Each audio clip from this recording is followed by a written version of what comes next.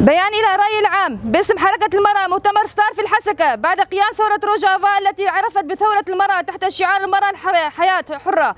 تزايد حالات القتل جريمة قتل في الحي العسكري، كانت ضحيتها وهي بعمر يناهز 30 عاما على يد زوجها، تم خنقها وضربها بالرأس بأداة حادة مما أدى إلى مفارقتها الحياة وترك جسمانها في المنزل. وتعدى هذه الجريمة من أبشع الجرائم بحق المرأة والذي لا يرضاها لا دين ولا مجتمع ولا قانون. تعتبر المرأة أساس المجتمع، لكن لا تزال العقلية السلطوية والذهنية الذكورية تقوم بأبشع الجرائم من قتل واغتصاب وتعدد الزوجات وجميع أنواع وأشكال العنف ضد المرأة.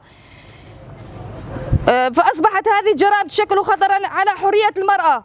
نحن مؤتمر ستار ندين نستذكر الجرائم بأشد العقوبات بحق مرتكبي هذه الجرائم النكراء التي حرمت المرأة من حقها في حياة والأمومة في آن واحد.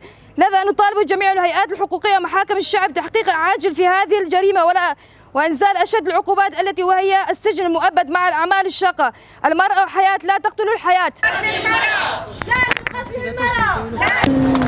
الله يا رجال ما